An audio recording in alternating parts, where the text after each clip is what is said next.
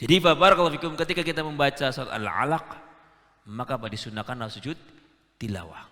Baik ketika sholat maupun di luar sholat. Dan bagaimana tata cara sujud tilawah? Sujud tilawah doanya sama dengan sujud biasa.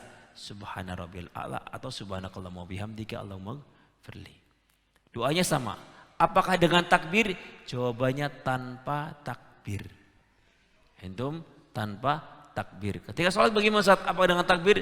Nah, kalau di luar sholat para ulama sepakat tidak perlu takbir dan juga nggak perlu menghadap kiblat, nggak perlu juga berwudu. Fahim? Kenapa? Karena sujud tilawah bukan bagian dari sholat. Namun apabila sholat tentunya wajib menghadap kiblat karena masih dalam rangkaian sholat. Kemudian juga masih dalam keadaan berwudu. Doanya juga sama.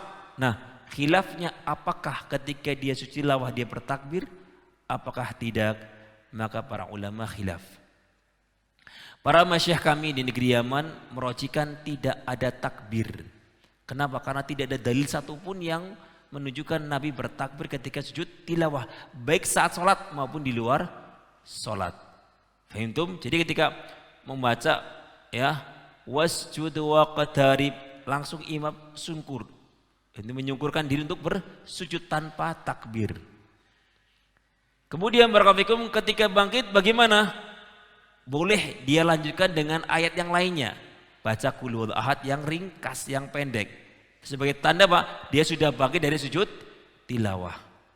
Nah, kemudian barakallahu adapun yang bertakbir silakan. Mereka menggunakan keumuman hadis, tapi bukan dalil yang sharih. Ya, bahwasanya kana Rasulullah SAW yukabbir fi kulli raf'in wa khafdin. Nabi SAW selalu bertakbir dalam setiap bangkit dan turun. Ini dalil mereka. Namun jadi muskilah. Ketika engkau bertakbir sujud tilawah, apakah orang paham di belakang Anda bersujud tilawah ataukah sujud takbir untuk ruku? Fahimtum? Mungkin kalau di saf pertama tahu wasjud waqtarib Allahu akbar, sujud dia.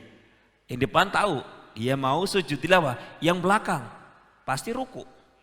Karena nggak bisa membedakan. Karena nggak semua imam selalu sujud tilawah ketika membaca ayat sajdah. Fahimtum? Apalagi akhwat di belakang hijab, imam yang sujud tilawah mereka ruku. Ya, kemudian imamnya Allahu Akbar, bingung, loh kok Allahu Akbar lagi? Berarti tadi belum ruku. Nah ini, sehingga membuat kegaduhan. Makanya pendapat yang kau adalah tanpa takbir. Dan ini bisa dirasakan oleh akhwat juga walaupun di belakang hijab. Wasjud waqtarib. Kok imamnya enggak takbir-takbir? Berarti mereka sudah bisa merasakan imam sedang sujud tilawah. Dengan korina tersebut mereka bisa merasakan, bisa mengetahui imam sedang sujud tilawah. Berbeda kalau kita takbir, akhwat atau yang di belakang tentunya tidak mengetahuinya. Jadi fabarakallahu fikum ini. Kemudian di manakah tempat-tempat kita sujud tilawah?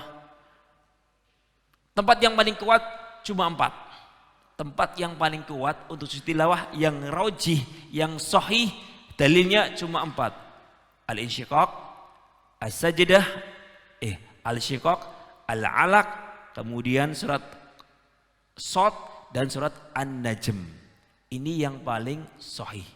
Adapun selainnya yang disebut Al-Quran itu adalah pendapat ijma'nya para ulama, sebagian para sahabat. Boleh juga sujud tilawah di tempat-tempat tersebut. Namun barang siapa yang mencukupkan 4 ini juga tidak mengapa. Berapa? 4. Apa aja? Al-Alaq, Al-Insyiqaq, An-Najm dan surat Shad. Fahimtum? Nah.